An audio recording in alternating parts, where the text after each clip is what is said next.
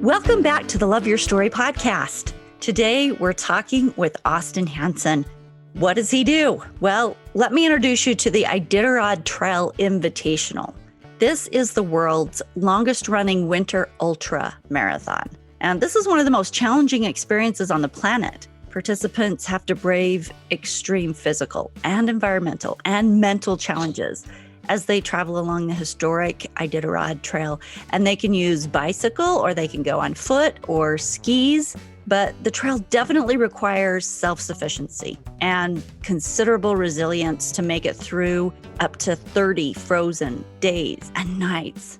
The Iditarod Trail Invitational has built its reputation on notoriously inhospitable conditions and minimal outside support. So this is a real feat of mental and physical stamina. For its participants, the Iditarod Trail Invitational is really a measure of human willpower, like no other, which I can absolutely just imagine, but I would never submit myself to it. So I'm interested to hear Austin's story. On today's show, he is here, a man who was not only invited, but succeeded in completing the Iditarod Trail Invitational 350 this year in 2021.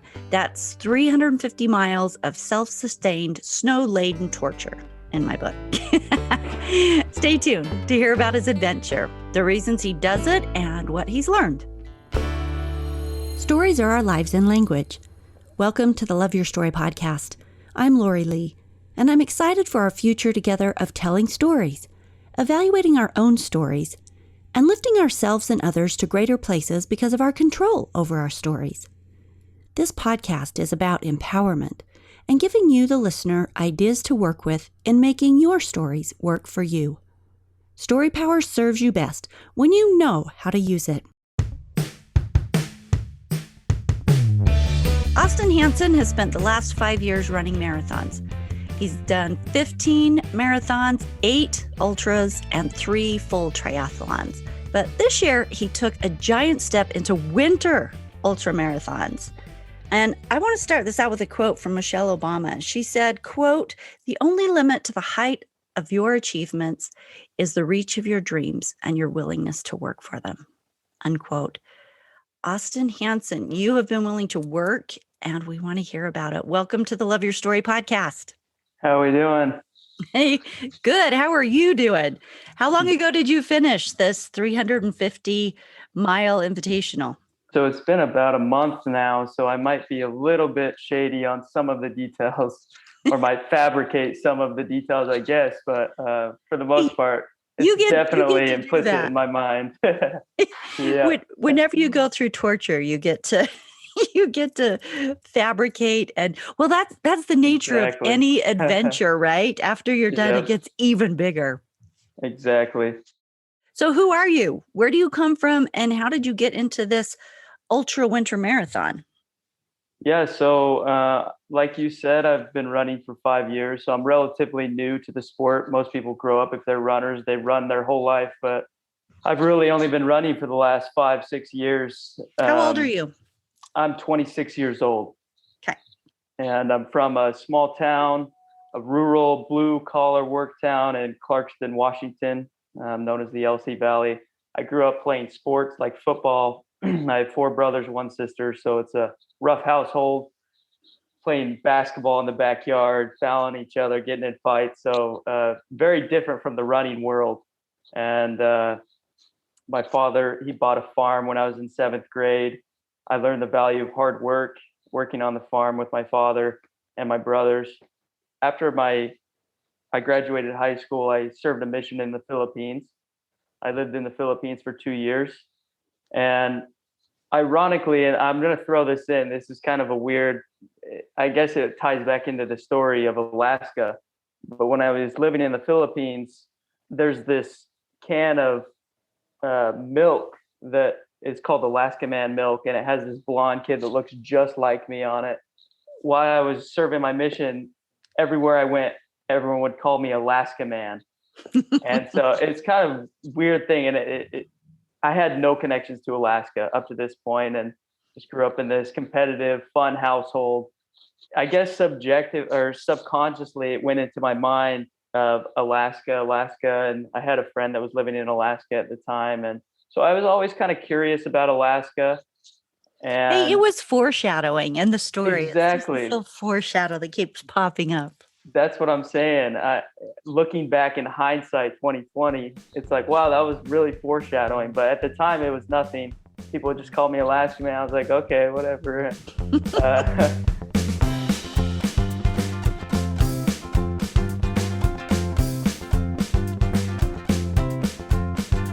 so I get back 2016. I served my mission 2013, 2015. Get back in 2016, and I moved to the University of Utah to start school. I really didn't know what to do physically with my life because I had just come off a mission where I didn't really exercise a whole lot, and I was done playing sports, and it was time to focus on school. So I really didn't know what to do with myself. And I had two friends. They're actually my brother's friends growing up, best friends, Freddie Arnault and Mitch Carey. They were doing these things called Ironmans, and they invited me to do one. And of course, I'm like, yeah, let's do it. Had no idea what they were. And then I go and find out, hey, it's 100, it's a 2 mile swim, a 112-mile bike ride, 26.2-mile run. And I had never run more than 4 or 5 miles in my life up to this point. I'm a heavy lift football player. And So did you do it? Could you yep, do the Ironman? of course. I got home and I was like, yeah, let's do it. And then I found out what it was about, and I was like, well, I really got to train. And I got on this strict training plan. Those friends sent me a bunch of training plans. I signed up for a marathon 3 months away, and my little brother Blake was starting to get into running. He was deciding he wanted to run a marathon at the time. So I signed up for another marathon back to back. This is all within 3 months of getting home from my mission in the Philippines, not running at all. I love your energy and your attitude. Like, this isn't scary. This is like, yeah, let's do another one. Yeah, very out of shape. And I was like, all right, well, let's do it. I can do it if other people can do it. So I ran the Utah Valley Marathon. It was like June. 1 week later, I was in Seattle with my little brother running the Seattle Marathon. So I did back-to-back weekends. And then 1 month after that, I did an Ironman in California. And wow. Exactly. The endurance sport really jumped onto me. And I fell in love with it really quick. It was a way to get back in shape, number one. And number two, it really bled into other areas of my life. It was like opening a whole new world to me when I got into this endurance sport. I was like, wow, I never even knew that this is what it was about. I saw these cross-country runners in high school, and I'm like, yeah, that does not look fun, right? That looks awful. But it's crazy how much your body goes through these changes when you decide to do things and take on the perspective that it's an adventure. Well, I was reading a book just this past week, and one of the quotes in it and I'm not getting this exact, but it said, the people who are successful are the ones who have just a solid sense of who they are, and they will go after whatever they want, whatever supports them. I'm hearing that from you because the things that you've done really require a lot of stamina, and that's physical and mental stamina. And you say, oh, well, if other people can do it, I can do it too. I love that. And you just decide, let's go try some things. I believe that I can do it. And truly that story that we tell ourselves about our abilities, and whether something is, like you say, an adventure, just a mindset of an adventure, or whether it's torture, or however we perceive it is really going to be how it manifests for us. So definitely. I love your attitude. Definitely. And I agree with that. Like, I love to set goals, I guess, and things that excite me, like you were saying. And it's just an adventure. Yeah. Speaking of goals, what does it take to qualify for the Iditarod? Yeah, to qualify for the Iditarod, they have a list of 100-mile winter ultra marathons, like a selected list that you have to complete 2 of them. And so I completed the Susitna 100, and I completed, it was a Wyoming 100 that was brand new, and it was pretty crazy. It's called the Drift, a lot of elevation change, but they were both winter ultras, 100-milers that I completed. And are those hiking? Are those running in the snow? Yep. So it's the same thing, ultra running, however you want to do it. You can run, walk, it's just survive and complete the race within a certain amount of time. Usually it's like 40 5 hours is kind of the cutoff. So you do have to do quite a bit of running, but most of the time it's fast-paced hiking. Okay, so then if you do 2 of those, do they come to you to invite you, or do you like submit an application and say, hey, I'm interested? Yeah, so you do submit an application, and then they get quite a few applicants. After they go through all their applicants, then they send back an invite. You So submit. they look at your times and that kind of thing and see if they think you Exactly. can do it. Do Yep. people ever die on this trail? I don't think that anyone has. I'm sure there has. People die in 350 weird ways. miles. Yeah, on the Alaskan wilderness by yourself, unsupported. Yeah. What about wolves and bears? And I mean, they're Oh yeah, but definitely. There's moose everywhere. You're in moose country. Yeah, bears are mostly hibernating. Wolves, you get a lot of tracks, but you're in moose country and wolf country for sure. Everywhere. did that scare you at all? It didn't scare me, just because you hear things. Every year is different. And what I mean by that is if it's a harsh winter, the moose and animal are going to be crazier and it'll be more dangerous. This last winter was a good winter. And so I heard that, the animals are calmer. And so I was not nervous about that. And, you hear things, and I hadn't heard of anyone being attacked. I've heard of people having a lot of encounters with moose, and I saw 2 moose out there, but they were off trail. And of course, you get your eyes are peeled and you're on a swivel 100% of the time. Okay, so I pushed you forward a little bit. Let's go back to you submit your application. So you did a couple of 100 snow ultramarathon winter races, Wyoming, and another one in Alaska, right?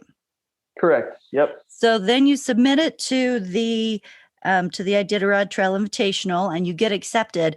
What did that feel like? Were you like, holy shit, what have I gotten myself into? Exactly. Or were you like, yeah, let's do this? And how much of what you expected was it actually like that? So that's a great question. So I kind of had my idea. I wanted to do this race ever since my first winter ultra, the Susitna 100.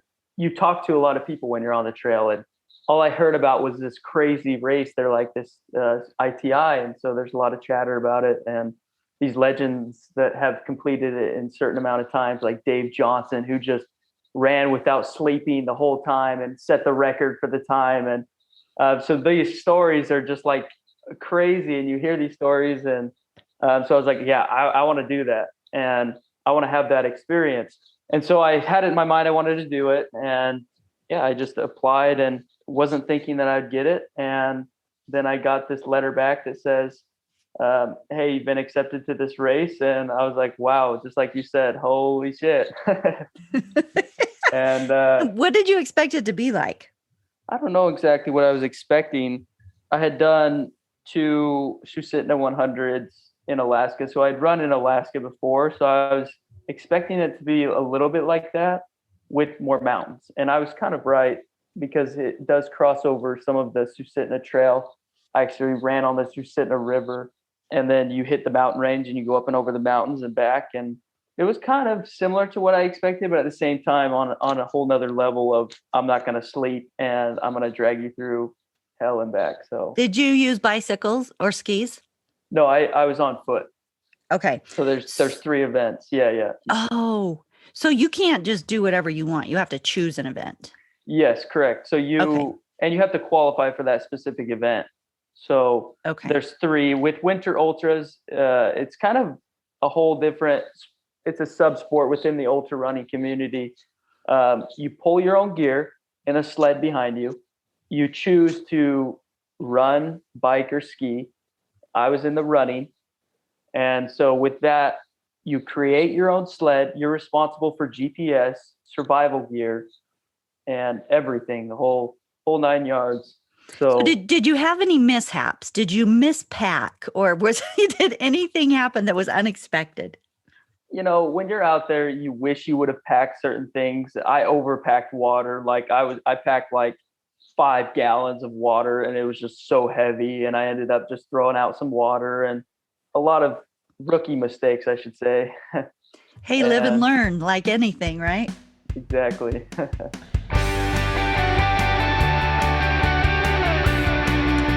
So what was it like on the trail, like emotionally and mentally when you're out there for that many miles and you're by yourself? Do you ever interact with the other runners, and is it freaky when you stop and sleep at night and you're just out there in the cold? I mean, what's it like? Yeah, it's very, very interesting. Half the time I was probably by myself, half the time I was running with people. When you're out there on the trail, it's just you and you for the most part, you and your mind. And I think that's the biggest challenge of any ultra marathon is it's not the brutalness of the conditions, which are insane, and it's not the hardness of the trail. It's you and your mind, the remoteness of it. That is the challenge. For me, I enjoy that. I've always enjoyed time alone, and I have a very active, stimulating mind that just I'm constantly just thinking. And I think that's part of the reason that makes me successful at these ultras is I can think and create things, and You don't get bored. I don't get bored. You don't Well, just run you home. do get bored. It's the mundane things, it's repetitive, but that's part of the things you learn when you're out there is how to entertain your mind, because that's the biggest battle is fear, boredom, and distractions. But I mean, you're obviously not distracted out there. You get bored and fear, the two biggest things that you're battling against. And fear is not a thing because you literally have this goal of where you're going. You're not thinking of anything else. Moose, it doesn't matter. You're locked on this target. You're like, I got to go forward, and if I don't, I'm dead. And I'm getting tired and wobbling on the trail, having these sleepwalks. And so fear is not a thing too bad out there because you have this goal, you're moving forward. But boredom's definitely, you're doing this mundane thing. So you have to find a way to entertain your mind. And that's the biggest challenge. It's just you and you out there. How do you learn to do that? Because I ride probably a century a summer on my road bike, and I get to about like mile 72 and I am so bored. I'll just take off and ride home. I don't even like, That's hilarious. Here's a turnoff. I'll just ride home. That is hilarious. That's great.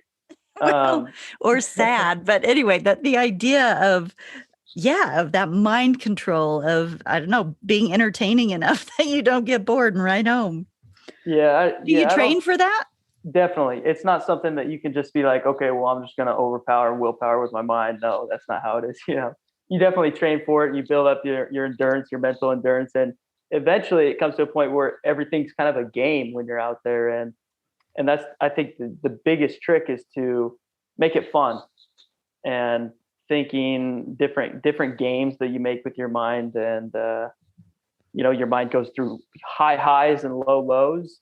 Do you get cold? I mean, I'm all over the place with these questions, but You're running, so you're expending a lot of energy. So, Exactly. You've got that. But then if you stop to sleep and you're out there in below zero temperatures, the sweat just freeze on you? I mean, how do you stay warm? Yeah, I mean, it's very, very cold. During the day, you're close to zero. At night, it gets well below zero, but you're pounding food. I'm eating food constantly. I'm eating my beef sticks, just chomping on beef sticks and range bars. They're like 700 calorie bars. You're pounding food continuously every hour. You're pounding food, drinking electrolytes, water. So, and then you're just expending heat. And so cold isn't really a problem until you stop. And until like on day 2 and day 7 were the cold days. It was a bad blizzard, and that was cold. And you have to, when it gets below really into the negatives, -20, below there, then you got to be worried about cold. But when it's close to zero, above, I'm fine just going, and it feels comfortable. Your body adapts. But when it gets really, really cold, then you got to worry. You got to say, do I need to stop? Do I need to sleep in my bivy or my sleeping bag? And so, yeah. Well, don't you do that every night? Don't you sleep some?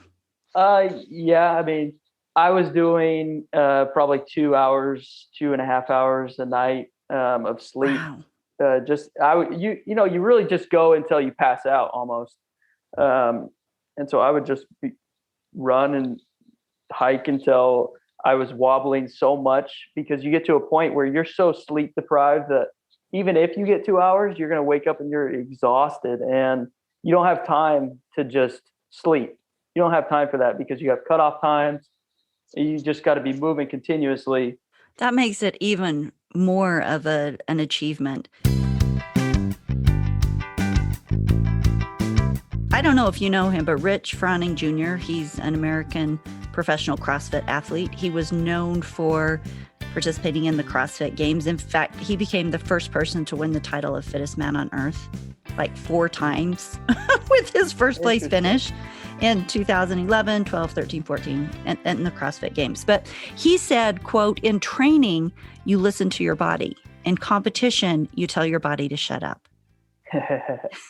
That's great. Yeah, I love that. Yeah, what are your thoughts on that? Because it sounds like, when you're out there, you're just pushing. I mean, if you're putting that much energy out and then you're only allowing yourself 2 hours of sleep at night, that's like crazy making stuff. Yeah, definitely. I love that quote. For sure, you listen to your body when you're training, and when you're out there, you definitely tell it to shut up, and you just keep moving forward. Do you have any stories on the trail? Definitely. What was the best part of the trail to you? The part you enjoyed the most? When you say that, it's hard because when I think back over a month ago to the race, the only things I really remember are the hard moments. And, I guess those are the fun moments because you triumph over those hard moments. But definitely, specifically, I remember day 2 and day 7 very vividly. And the whole thing was great. It's beautiful. It's gorgeous. And you actually get to see the dog sleds because you start a week before the actual iconic Iditarod, and you're on the trail of the Iditarod. And so they literally pass by you. So that's the first time I've ever seen a dog sled. That's super cool. Yep. But that was on day 7, and that was probably my worst day. And they were on the very thin trail that I was on, and it was at 2 a.m. that they were all busting through. Every 10 minutes, there was a dog sled, and this trail is so thin, and the weather was terrible, and it's super foggy and negative temperatures. And I was having to jump off the trail every 10 minutes. So I was kind of getting mad at these dog sleds, but it was super unique and cool. And then on day 2, that was when I first started. It was like between day 1 and 2. I specifically remember when I was on the Susitna River because the weather was terrible. I had just crossed this marsh that was just, you're getting snow to your knees at every step. And so I was kind of getting frustrated. You're on mile like 50-ish. And so you're very early in the race because this is 350 miles. And I had just started kind of coming into the darkness, getting very, very cold. And there was sleet coming and hitting your face and creating these icicles on your eyes. So every time you blink, your eyes would kind of lock and you're opening your eyes, and wind was just smacking you in the face. And it was getting very dark. Is this fun to you?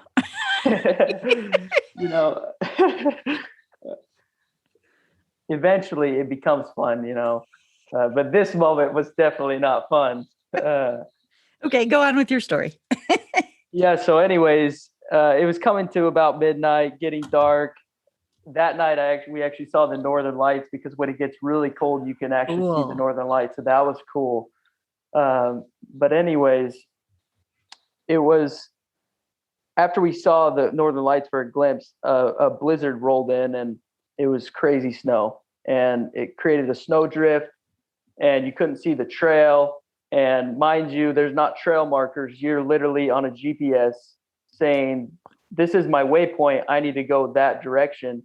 And so most of the time, you can't just go straight to a checkpoint.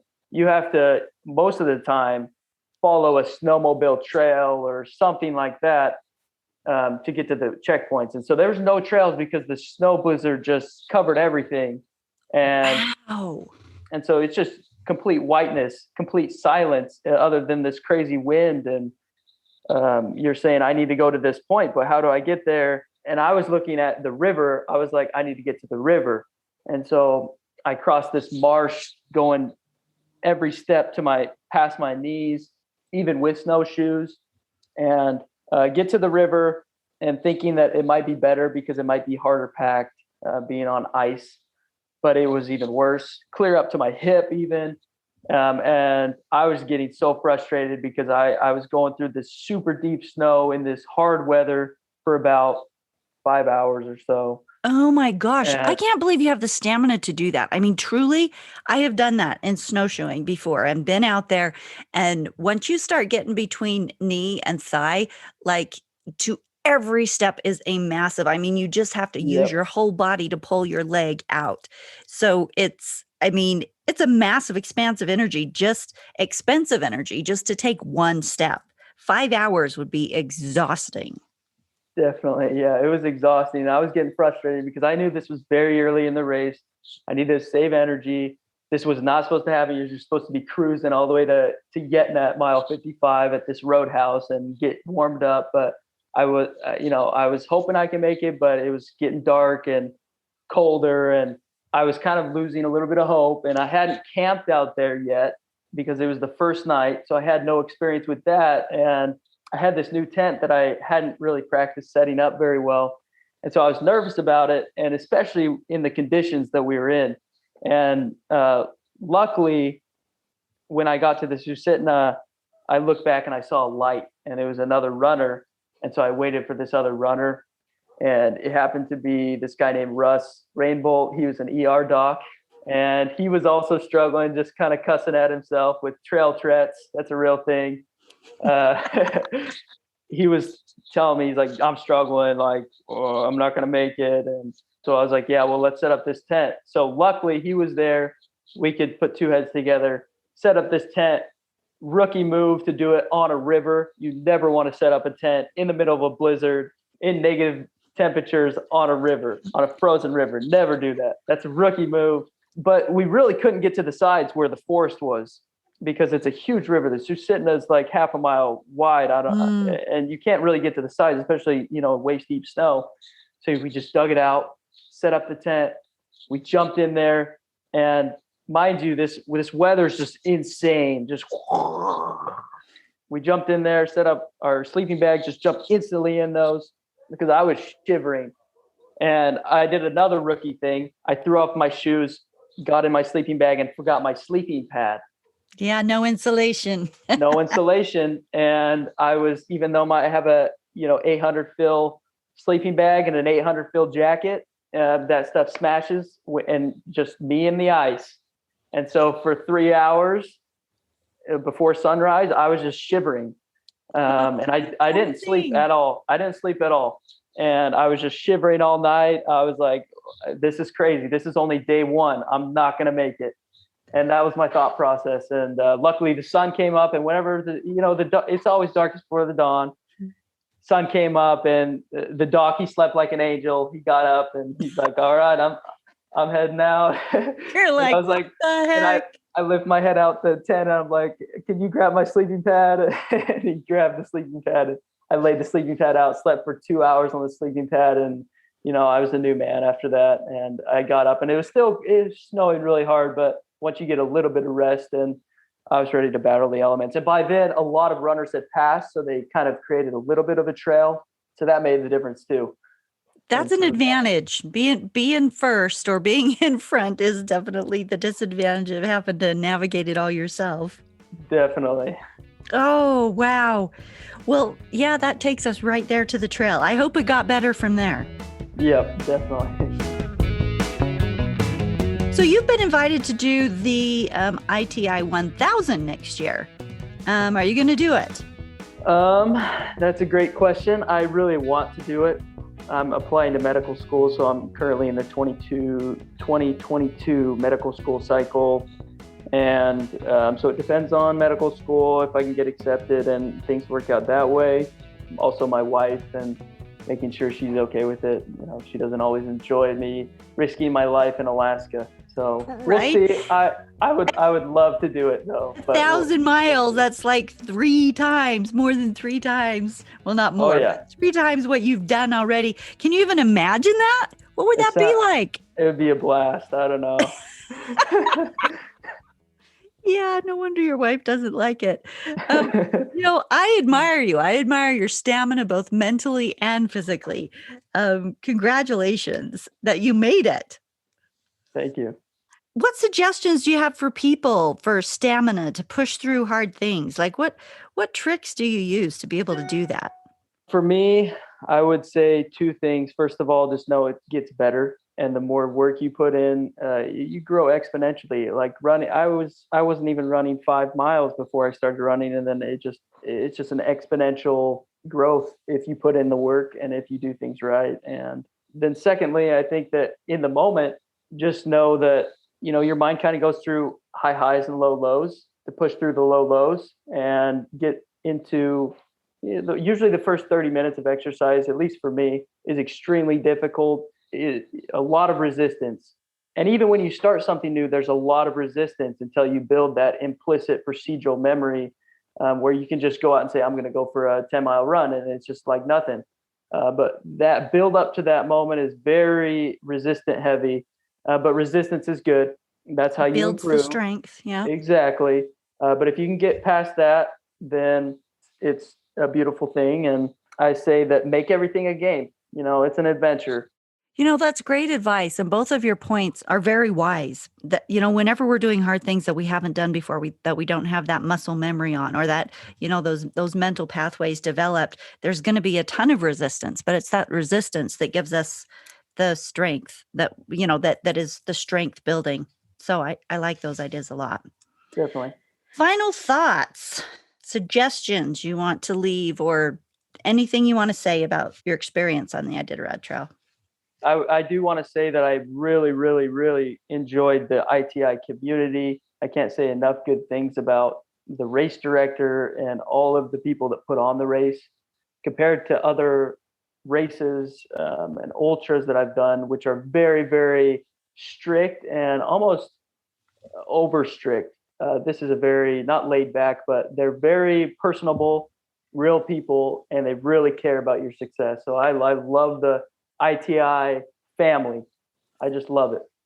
That's awesome. Thank you so much. And if you decide to do the 1,000, yeah, lots of luck and stamina and good wishes and cheering.